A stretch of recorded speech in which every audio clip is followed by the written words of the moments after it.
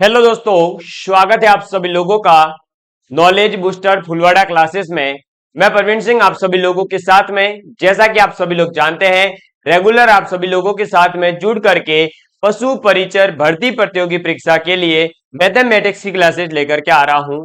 साथ ही साथ आप लोगों को, जैसा कि मैंने बताया है कि हमारी पूरी टीम आप सभी लोगों के लिए सभी क्लासेस बहुत ही जल्दी इसी चैनल के ऊपर कंटिन्यूअसली लेकर के आने वाली है, जिसके अंदर आप सभी लोगों को बता दूं कि राजस्थान की बेहतरीन फैकल्टीज हमारे साथ में जुड़ी हुई है और इस चैनल को पूरा मैनेज करने वाले हमारे नरोत्तम शर्मा सर खुद आप लोगों के लिए जो है पशुपालन विज्ञान को लेकर के आएंगे। और पशुपालन विज्ञान जो है कंप्लीट आपको नरोत्तम शर्मा सर पढ़ाने वाले हैं। दैनिक विज्ञान का पोर्शन आपको वंदना मैडम पढ़ाने वाले हैं।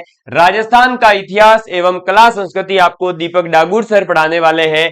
राजस्थान का भूगोल आप लोगों को डीके स्वामी सर पढ़ाएंगे। और मैथमेटिक्स, जैसा कि आप सभी लोग जानते हैं, मैं आप लोगों को ऑलरेडी पढ़ा रहा हूं। तो आप लोगों से मेरा यही निवेदन रहेगा, यदि आप लोग हमारे चैनल पर पहली बार विजिट कर रहे हैं तो इस चैनल को ज्यादा से ज्यादा विद्यार्थियों तक शेयर करने की कोशिश करें और जो भी आप लोगों को क्लासेस के अंदर पढ़ाया जा रहा है उसको नोट्स के रूप में अपनी कॉपी के अंदर नोट डाउन जरूर करें।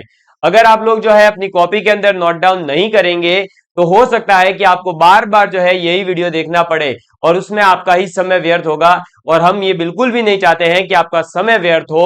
और इसीलिए मैं अक्सर कहा करता हूं कि बदल जाओ वक्त के साथ, बदल जाओ वक्त के साथ, या फिर वक्त बदलना सीखो, मजबूरियों को मत कोसो, मजबूरियों को मत कोसो, हर हाल में चलना सीखो, हर हाल में चलना सीखो। चलिए आज की क्लास को मैं शुरू करता हूं। और मैथमेटिक्स के अंतर्गत हम पढ़ रहे थे नंबर सिस्टम टॉपिक को, और नंबर सिस्टम टॉपिक के अंतर्गत मैं आप लोगों को बता चुका हूं कि संख्याएं कितने प्रकार की होती है और उनके भी उपभाग वगैरह सभी डिस्कस कर चुके हैं। सम संख्या, विषम संख्या, प्राकृत संख्याएं, अभाज्य संख्याएं क्या होती है ये भी हम डिस्कस कर चुके हैं। कल लास्ट के अंदर मैंने आप लोगों को एक चीज बताई थी कि हम किसी भी संख्या को देख करके कैसे डिसाइड करेंगे कि वह संख्या एक अभाज्य संख्या यानी प्राइम नंबर है या नहीं है। तो उसको प्राइम नंबर है या नहीं है ये डिसाइड करने के लिए हम उसके जस्ट आगे आने वाली एक वर्ग संख्या को ढूंढेंगे। जैसे 343 को डिसाइड करना था तो हमने 343 के जस्ट आगे एक वर्ग संख्या आती है 361, जो 19 का स्क्वायर होती है, उसी को रखा। और 19 से छोटी जितनी भी अभाज्य संख्याएं हैं उनका हमने 343 के अंदर भाग दिया, जिसके अंदर पूरा पूरा भाग नहीं जाए, अगर किसी भी संख्या के अंदर पूरा पूरा भाग नहीं जाता है तो फिर वह संख्या अभाज्य होती है। और अगर 19 से छोटी किसी भी एक प्राइम संख्या का भाग चला जाए, जैसे कि यहां पर 7 का भाग चला गया था, तो फिर 343 एक अभाज्य संख्या नहीं है। क्लियर? मुझे उम्मीद है कि आप लोग जो है इस चीज को समझ गए होंगे। अब मैं आप लोगों के सामने जो है कुछ एक दो क्वेश्चन रखने जा रहा हूं जिन्हें आपको खुद को सॉल्व करना है और अपना आंसर जो है कमेंट करके बताना है। एक तो आप लोगों के लिए आज का क्वेश्चन रहेगा कि आप लोगों को डिसाइड करना है कि 183 एक अभाज्य संख्या है या नहीं है। तो आज का क्वेश्चन है आप लोगों के लिए 183 एक अभाज्य संख्या है या नहीं, ये आप लोगों को सॉल्व करना है और अपना आंसर कमेंट करके बताना है। अगर है तो यस लिख देना, नहीं है तो नो लिखिएगा। हम लोग आप लोगों के सभी कमेंट्स को चेक भी करते हैं कि कौन विद्यार्थी हमारे साथ में एक्टिव रूप से जुड़ा हुआ है और कौन जो है लगातार अपने क्वेश्चंस को सॉल्व करते जा रहा है। ठीक है, चलिए इस क्वेश्चन को नोट डाउन कर लीजिए, फिर अपन जो है आगे बढ़ते हैं। और मैं आप लोगों को अभाज्य गुणनखंड निकालना सिखा देता हूं, क्योंकि अक्सर जो है अभाज्य संख्या के अंदर इस प्रकार का क्वेश्चन जरूर पूछा जाता है। तो अब आप लिखेंगे नेक्स्ट क्वेश्चन। आज का फर्स्ट क्वेश्चन है आपके सामने। एक क्वेश्चन पूछा गया, मान लीजिए कि 12 की घात 10 गुणा आपका 5, और 5 की घात है मान लीजिए 3। ठीक है, क्या है, 12 की घात है 10 गुणा 5 की घात है 3 में कुल कितने कुल कितने गुणनखंड कुल कितने गुणनखंड है, सॉरी, कुल कितने अभाज्य गुणनखंड है, कुल कितने अभाज्य गुणनखंड है, अभाज्य गुणनखंड है, ये आप लोगों से पूछा गया है। तो आपको बताना है कि अब जो है ये संख्या आपके सामने जो आई हुई है 12 की घात 10 गुणा 5 की घात 3, इसके अंदर अभाज्य गुणनखंड कितने हैं। तो जब भी ऐसा क्वेश्चन आप लोगों से पूछा जाएगा कि इसके अंदर अभाज्य गुणनखंड कितने हैं, तो आप लोग क्या करेंगे, सबसे पहले जो संख्या दे रखी है उस संख्या के अंदर आपको जो छोटी वाली संख्या दिखे, यानी देखो आपको पहले ये संख्या दे रखी है टोटल, तो ये वाली है ना, 12 की घात 10 गुणा 5 की घात 3। अब आपको क्या करना है कि जो आपके अंदर वाली संख्याएं हैं जिनकी घातें हैं, ये 12 एक तो और एक 5, इन संख्याओं को तोड़ना है। क्या करोगे, तोड़ोगे। तो 12 को जो है आप सबसे पहले टुकड़े करेंगे, 12 के अपन क्या करेंगे, टुकड़े करेंगे, यानी इसके जो है पहले अपन गुणनखंड निकाल लेंगे। ठीक है, तो 12 के गुणनखंड निकालने का तरीका क्या है, मैंने आपको पहले भी बताया है, सबसे छोटी संख्या से भाग देना स्टार्ट करते हैं। तो एक का भाग तो जाता ही है, एक का देने का फायदा नहीं है, दो का देते हैं। दो का भाग देंगे कितनी बार जाएगा, पूरा पूरा जाना चाहिए, 6 बार पूरा पूरा जाएगा। 6 के अंदर दो का भाग जाता है क्या, पूरा पूरा, हाँ जाता है। दो का भाग कितनी बार, 3 बार। 3 के अंदर 3 का जाता है 1 बार, बस। जैसे ही यहाँ पर 1 आ गया, आपके 12 के अभाज्य गुणनखंड जो पॉसिबल थे वो निकल चुके हैं। तो 12 के अभाज्य गुणनखंड कौन कौन से हो गए, 2, 2 और 3। ठीक है, और बड़ी बात अच्छी सी ये है आप लोगों के लिए कि यदि आप इनका गुणा करोगे तो वापस से यही संख्या आएगी। आप गुणा कर सकते हैं, 2 गुणा 2 4, 4 तिया 12, और 12 आ गए अपने पास में। क्लियर।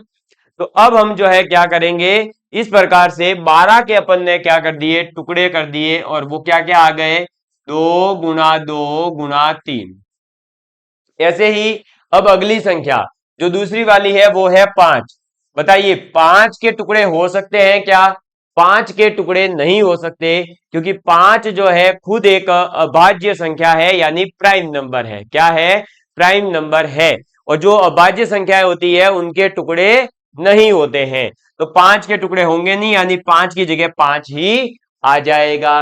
अब आप क्या करेंगे कि 12 की जगह पर 2, 2 और 3 लिख दो, और 5 की जगह पर तो 5 ही रहेगा, यानी अब ये बन जाएगा 2 गुणा 2 गुणा 3 की घात 10 गुणा 5 की घात 3, ये आ गया।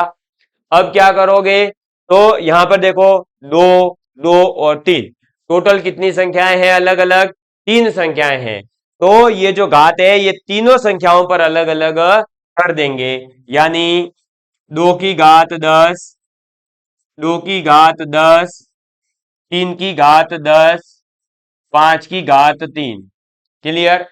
अब अगर मान लीजिए ऐसा हो जाता कि ये जो संख्याएं हैं इनमें से कुछ संख्याएं बराबर आ जाती, जैसे कि बराबर आ रही है 2 और 2 आ रही है ना बराबर, ऐसे ही और मान लीजिए कोई भी संख्या बराबर आ जाती है, तो बराबर संख्या आने पर आप क्या करेंगे कि उसकी जो घातें हैं उनको आप जोड़ देंगे। ठीक है, जैसे कि यहां पर हो रहा है 2 आधार है, इधर भी 2 आधार है, घात 10 10 है, तो अल्टीमेटली आप इसको क्या लिख सकते हो, इसको लिख सकते हो 2 की घात 10 प्लस 10 और गुणा में 3 की घात 10 और गुणा में 5 की घात 3, ये हो जाएगा 2 की घात 20 गुणा 3 की घात 10 गुणा 5 की घात 3।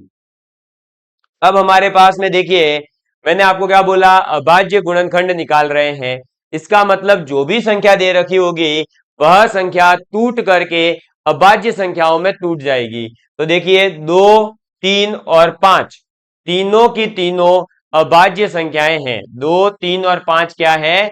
अभाज्य संख्याएं हैं। तो अब जो है अभाज्य संख्याओं में टूट चुकी है। अब हमें अभाज्य संख्याओं के गुणनखंड अगर पूछे तो कितने हो जाएंगे? तो इनकी घातों को आप जोड़ेंगे। क्या करोगे? घातों को जोड़ेंगे। ठीक है, अब जोड़ दीजिए घातों को। तो घातों को जोड़ेंगे तो क्या हो जाएगा? 2 की घात 20 है, 3 की घात 10 है और 5 की घात 3 है। ये सब जुड़ जाएगी तो 20 और 10, 30 और 3 33। यही आपका आंसर हो जाएगा।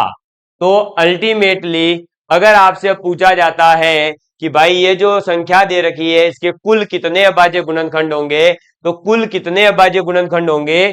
33 अभाज्य गुणनखंड होंगे। समझ में आ गई बात? तो इस प्रकार का क्वेश्चन अक्सर एग्जाम के अंदर पूछा जाता है। कोई भी एक संख्या देकर के आपसे अभाज्य गुणनखंड पूछे जाते हैं तो आप क्या करेंगे? उसको अभाज्य संख्याओं के छोटे छोटे टुकड़ों में तोड़ देंगे, फिर उसकी जो भी घातें आएगी उनको जोड़ेंगे और जोड़ने पर जो आएगा वही कुल अभाज्य गुणनखंड होंगे। आप इसको नोट डाउन कर लीजिए, फिर मैं आगे की तरफ बढ़ता हूं। जल्दी से नोट डाउन करेंगे, फिर मैं आप लोगों के सामने और भी एक दो क्वेश्चन करवाने जा रहा हूं जिससे कि आप लोगों को और अच्छे से क्लियर हो जाएगा कि आखिर में इससे जो है क्वेश्चन कैसे पूछे जा सकते हैं। ठीक, चलिए अब देखिए एक और क्वेश्चन करते हैं। तो हमारे पास में मान लीजिए एग्जाम के अंदर क्वेश्चन आ गया कि 120 के अभाज्य गुणनखंड बताओ। क्या आ गया क्वेश्चन? क्वेश्चन आया 120 के अभाज्य गुणनखंड होंगे। ये क्वेश्चन जो है आपसे पूछा गया कि 120 के अभाज्य गुणनखंड कितने होंगे। अब आपसे जब अभाज्य गुणनखंड ऐसे पूछा जाता है कोई संख्या दे करके, तो आप क्या करेंगे? सीधे सीधे से 120 को जो है तोड़ेंगे भाग देते हुए। सबसे छोटी संख्या से शुरू करते हैं। देखो 120 है, अब 120 के अंदर आप क्या करोगे? सबसे पहले एक का भाग तो जाता ही है, तो अब 2 से शुरू करो। 2 का भाग देंगे 60 बार जाएगा। ठीक, फिर 60 के अंदर अब 2 का भाग जाता है ना? हाँ जाएगा। कितनी बार? 30 बार। 30 के अंदर भी 2 का भाग जाता है। कितनी बार? 15 बार। 15 के अंदर 2 का भाग नहीं जाता है, तो अब किसका देंगे? 2 के बाद में आने वाली संख्या 3 का। 3 का भाग जाता है क्या 15 में? हाँ सर जाता है, तो 3 का भाग देंगे। कितनी बार? 5 बार। अब 5 के अंदर भाग किसका जाएगा? तो आपको पता है कि 5 के अंदर 5 का ही भाग जा सकता है, तो कितनी बार जाएगा? 1 बार। और इसी के साथ में इसका खेल खत्म। अब जो 120 है वो अभाज्य संख्याओं के टुकड़ों में टूट चुकी है। आप 120 को क्या लिखेंगे? तो 120 को लिखेंगे 2 गुणा 2 गुणा 2 गुणा 3 गुणा 5। तो लिखेंगे 2 गुणा 2 गुणा 2 गुणा 3 गुणा 5। अब 2 कितनी बार है? तो 1, 2 और 3 बार। 2 कितनी बार है? 3 बार। तो क्या हो जाएगा? 2 की घात 3। 3 कितनी बार है? 1 बार। और 5 कितनी बार है? 1 बार। क्लियर? तो 3, 1, 1। अब आपसे क्या पूछा? कुल अभाज्य गुणनखंड। क्या पूछा? कुल अभाज्य गुणनखंड। तो कुल अभाज्य गुणनखंड कितने हो जाएंगे? 3 प्लस 1 प्लस 1, और 3 प्लस 1 4 प्लस 1 5। क्लियर? तो 5 आ गए आपके क्या? अभाज्य गुणनखंड। अब इसमें एक बार और भी ऐसा क्वेश्चन पूछा गया है कि आपसे पूछ लिया जाए कुल कितने जो है विभिन्न या भिन्न भिन्न अभाज्य गुणनखंड बनेंगे। क्या क्वेश्चन आ जाए? मान लो आ जाए कि कुल विभिन्न अभाज्य गुणनखंड, यानी अलग अलग। अब ये सर ये क्या भेजा मारी है, अभी समझाऊंगा ना, एक बार अभी आ जाएगा आपके दिमाग में। पहले आप लिख लो कि कुल विभिन्न अभाज्य गुणनखंड। तो अब अलग अलग अगर अभाज्य गुणनखंडों की संख्या पूछी जाती है तो आपको क्या करना है कि ये जो टुकड़े हुए हैं इसमें कितने प्रकार की संख्याएं आ रही है। तो देखो 2, 3 और 5 तीनों अलग अलग संख्याएं हैं तो बस 3 ही हो जाएंगे गुणनखंड, 3 अलग अलग गुणनखंड हो जाएंगे। और अगर पूछे कि कुल अभाज्य गुणनखंड कितने होंगे तो इनकी जो घातें होती है उन घातों को जोड़ोगे। और अगर पूछा जाए कि कुल विभिन्न अभाज्य गुणनखंड कितने होंगे तो आप क्या करोगे कि जितने प्रकार की संख्याएं आएगी उन संख्याओं को आप डायरेक्ट जोड़ करके यहां लिख दोगे। जैसे 2, 3 और 5 कितनी संख्याएं हैं, 3, तीनों अलग अलग है तो 3 आंसर। अगर 4 अलग अलग संख्या आती तो 4 आंसर हो जाता। समझ में आ गई बात, क्लियर है आप सभी लोगों को। तो आप लिख लीजिए कि 120 के अभाज्य गुणनखंड जो है हम किस प्रकार से निकालेंगे, कुल अभाज्य गुणनखंड हो जाएंगे 5 और कुल विभिन्न अभाज्य गुणनखंड हो जाएंगे 3। क्लियर, इसको लिख लीजिए फिर अपन आगे बात करते हैं। तो आप सभी लोगों ने इन चीजों को लिख लिया होगा।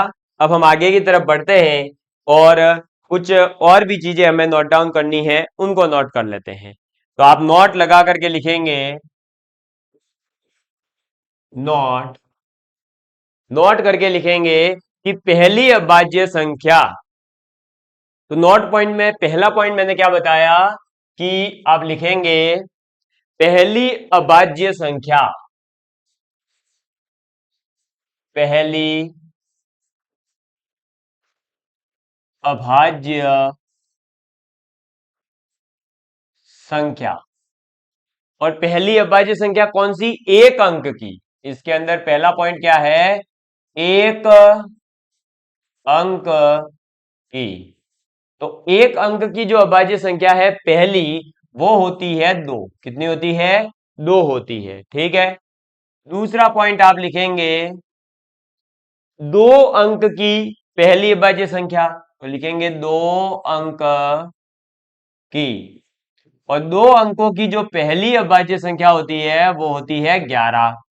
इसके बाद में तीसरा पॉइंट लिखेंगे 3 अंक की, 3 अंक की। तो 3 अंकों की जो पहली अभाज्य संख्या है वो है 101। क्या होती है, 101। और चौथी आप लिखेंगे 4 अंक की। अब 4 अंक की जो पहली अभाज्य संख्या है वो होती है 1009। कौन सी होती है, 1009। क्लियर। तो ये 4 विशेष अभाज्य संख्याएं हैं जो आप लोगों को याद रखनी है, क्योंकि इन पर बेस्ड क्वेश्चन डायरेक्ट पूछा जा सकता है कि पहली एक अंक की अभाज्य संख्या तो 2 होती है, 2 एकमात्र ऐसी अभाज्य संख्या है जो सम संख्या भी है। ठीक है, ऐसा भी क्वेश्चन पूछ सकते हैं। 2 अंकों की अभाज्य संख्या 11, 3 अंक की पहली अभाज्य संख्या 101, 4 अंक की पहली अभाज्य संख्या 109 होती है। क्लियर। चलिए, तो ये था अभाज्य संख्याओं का छोटा सा कॉन्सेप्ट जो आप लोगों के सामने मैंने रखा है। अभी हम और भी इसमें चीजें जो है बहुत सारे अलग अलग नए कॉन्सेप्ट सीखने वाले हैं, लेकिन एक बार जो है अभाज्य संख्या का कॉन्सेप्ट केवल कि अभाज्य संख्या होती क्या है और कौन सी अभाज्य संख्या होती है कौन सी नहीं होती, इतना भी समझ गए हैं तो इनफ है आप लोगों के लिए अभी। क्लियर। अब हम अभाज्य संख्या के बाद में लिखेंगे सह अभाज्य संख्या, को प्राइम नंबर। हेडिंग डालेंगे सह अभाज्य संख्या। अब सह अभाज्य संख्या यानी को प्राइम नंबर। को प्राइम नंबर कौन सा होता है उसकी बात कर लेते हैं।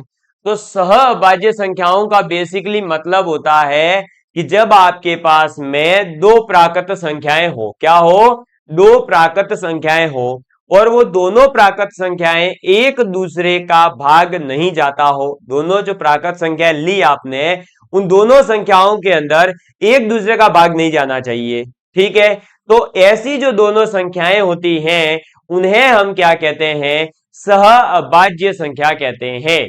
ठीक है, तो आप लिखेंगे को प्राइम नंबर या सह अभाज्य संख्या के अंदर कि जब दो प्राकृत संख्या, जब दो प्राकृत संख्याएं, जब दो प्राकृत संख्याओं,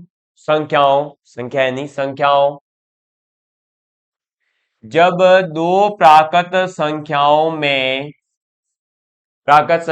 में एक दूसरे का भाग, एक दूसरे का भाग नहीं जाए, भाग नहीं जाए तथा एक ही संख्या, एक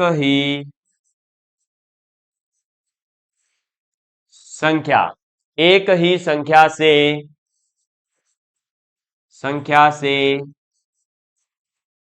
दोनों विभाजित नहीं हो, दोनों विभाजित नहीं हो। क्लियर? तो ये मैंने आपको क्या लिखवाया है, मैंने लिखवाया है कि जो दो प्राकृत संख्याएं आपने ली है वो एक दूसरे के अंदर भाग नहीं जाता हो, पहली चीज। और दूसरा ये कि उन दोनों संख्याओं में भी किसी भी संख्या का साथ में भाग नहीं जाना चाहिए। सर ऐसी कौन सी संख्याएं होती है, मैं आपके सामने अभी उदाहरण से समझाऊंगा। तो लिखिए, जैसे 2 और 3, अपन ने उदाहरण के लिए क्या ली, 2 और 3। अब 2 और 3 ऐसी संख्याएं हैं जिनके अंदर आपस में भाग नहीं जाएगा, ना ही तो 2 का भाग 3 में जाता है, ना ही 3 का भाग 2 के अंदर जाएगा। सीधी सी बात है, 2 का भाग जाता है क्या 3 में? नहीं जाता। 3 का भाग 2 में जाएगा क्या? नहीं जाएगा। तो आपस में तो एक दूसरे में भाग नहीं जा रहा। साथ ही साथ पूरे इस ब्रह्मांड के अंदर, इस पूरी गणित के अंदर ऐसी कोई संख्या एग्जिस्ट नहीं करती है जो 2 और 3 दोनों को भाग दे सके।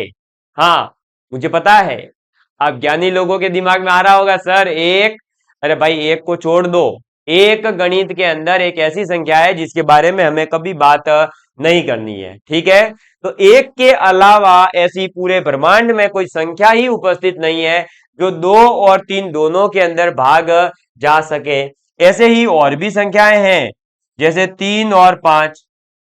बताओ, 3 के अंदर किसी संख्या का भाग जाता है क्या? या जिसका 5 में भी जाता हो? नहीं जा सकता। 3 और 5 का आपस में भी नहीं जाता और इन दोनों में साथ में किसी भी संख्या का भाग नहीं जा सकता। ऐसे ही और भी संख्याएं हैं, 5 और 7 ले लो आप, ठीक है? ऐसे ही कोई भी दो प्राकृत संख्या कंटिन्यूअसली वाली ले लो, 4 और 5 ले लो, लो अब 6 और 7 ले लो। कोई भी जो दो एक साथ की संख्याएं हैं, जो कंटिन्यूअसली संख्याएं हैं, वो आप ले लीजिए, उनके अंदर किसी भी संख्या का भाग नहीं जा सकता और साथ ही साथ दोनों संख्याओं में भी आपस में भाग नहीं ही जाएगा। चाहे तो आप जो है घर पे बैठ करके कितने ही सारे उदाहरण जो है अपने बैठे बैठे दिमाग में सोचते रहना, ठीक है? अगर कोई ऐसा मिल जावे तो प्लीज कमेंट कर देना, मैं भी आपसे बात कर लूंगा कि आपने ये कैसे पॉसिबल किया, और मैं भी धन्य हो जाऊंगा कि मैंने ऐसे विद्यार्थी को पढ़ाया जिसने गणित के हजारों वर्षों के कॉन्सेप्ट को गलत साबित कर दिया। हो सकता है कि आपका नाम हो, साथ में मेरा भी थोड़ा सा नाम हो जाए, ठीक है? ऐसे गणित की रिसर्च कर लेना। बाकी आप आगे ईटीसी लगा दो या आदि लगा दो, है ना?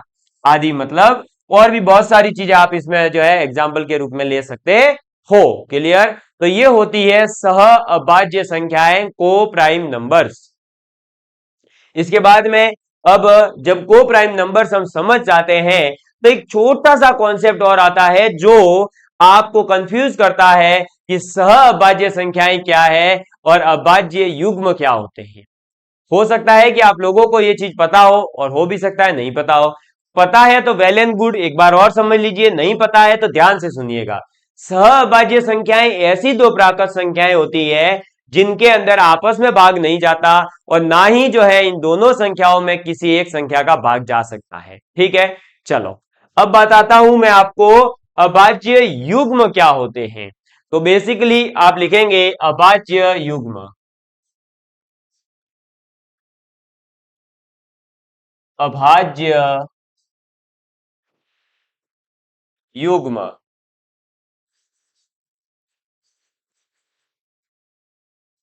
अभाज्य युग्म का मतलब हो जाएगा प्राइम कपल। ठीक है, कैसे कपल? प्राइम कपल अभाज्य युग्म है ये। अब इसके अंदर कौन सी संख्या आती है?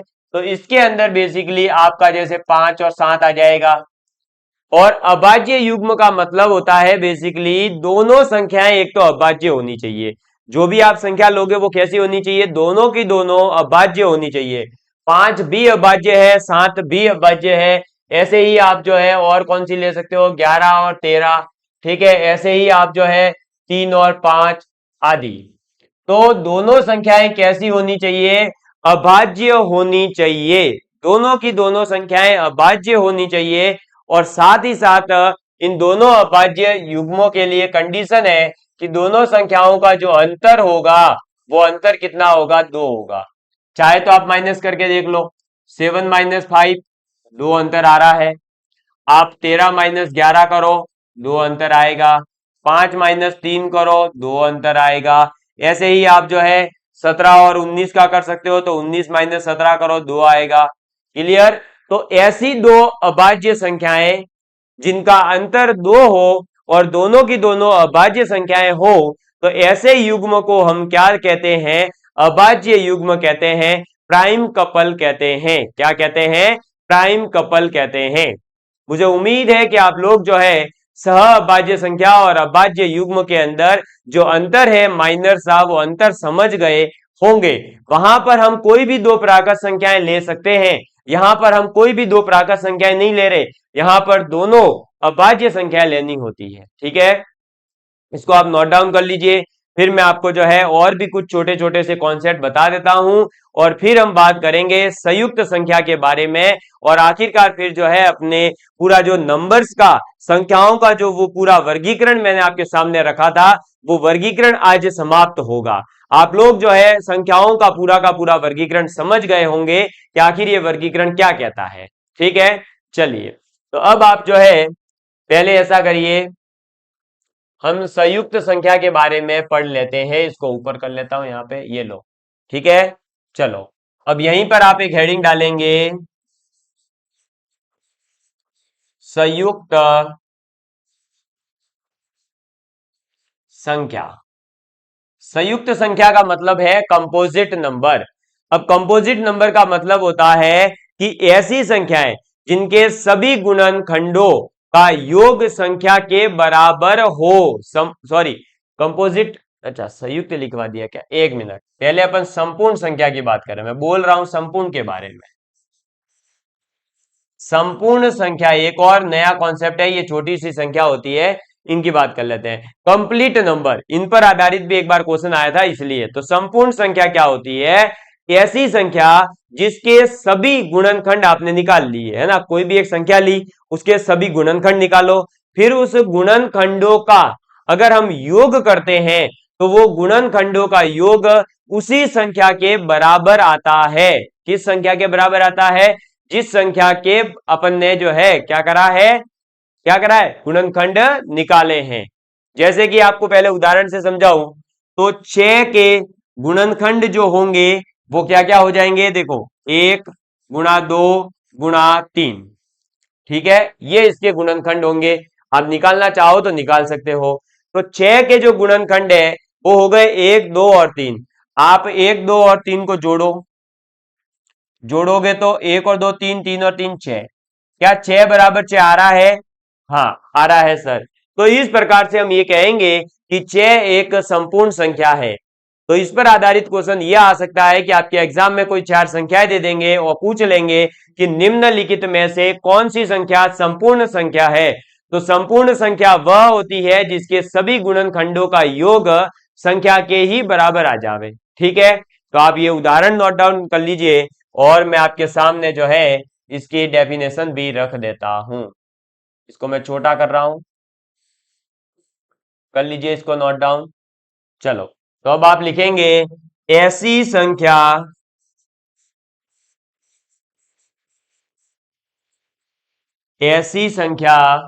जिसके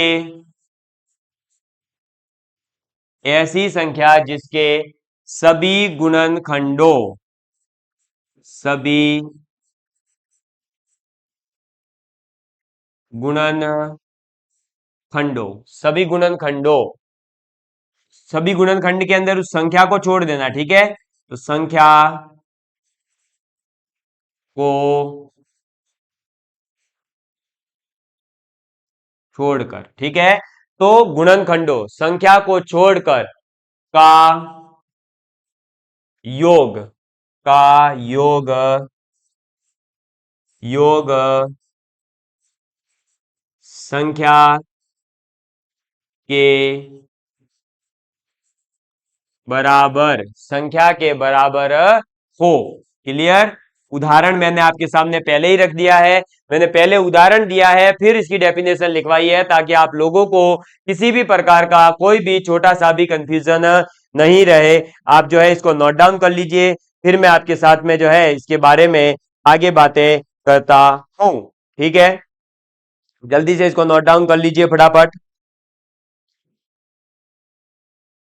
कर लिया इसको आपने एकदम अच्छे से। अब संयुक्त संख्या जो कंपोजिट नंबर है वो कौन सी हो जाएगी? तो जो संख्याएं अभाज्य नहीं है, या फिर हम ये कह सकते हैं कि ऐसी संख्याएं जिनके अंदर खुद का भाग जाता हो, किसी और संख्या का भी जाता हो और एक का भी जाता हो, ऐसी संख्याओं को हम संयुक्त संख्या कहते हैं, कंपोजिट नंबर कहते हैं। उसकी मैं डेफिनेशन वगैरह नहीं लिखवा रहा हूं, क्योंकि आप समझ गए हैं कि अभाज्य संख्या के अलावा जितनी भी संख्याएं हैं वो सभी कंपोजिट नंबर ही होती है, ठीक। अब जो है हम क्या करेंगे, कुछ छोटे छोटे से पॉइंट्स हैं वो आप नोट डाउन कर लीजिए, तो अपना जो है काम कंप्लीट हो जाएगा संख्याओं का विवरण का। तो पहला पॉइंट इसके अंदर आप लिखेंगे अब कि दो अभाज्य संख्याएं सदैव सह अभाज्य होती है। तो दो अभाज्य संख्याएं दो अभाज्य संख्याएं दो अभाज्य संख्याएं सदैव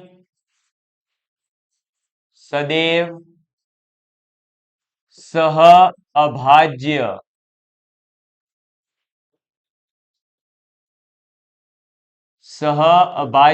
होती है, ठीक है। तो दो अभाज्य संख्याएं जो है वो सदैव सह अभाज्य संख्याएं होती है, ये बात आपको याद रखनी है। क्लियर। दूसरा पॉइंट आप याद रखेंगे कि सह अभाज्य संख्याएं जो होती है, सह अभाज्य संख्याओं का सह अभाज्य संख्याओं का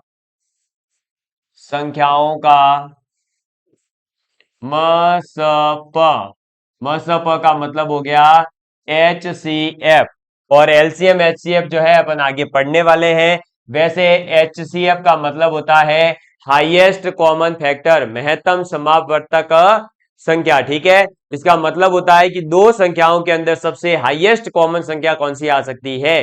तो सह अभाज्य संख्याओं का जो हाईएस्ट कॉमन आने वाली संख्या होगी, जो मसप होगा, वो सदैव एक होता है, सदैव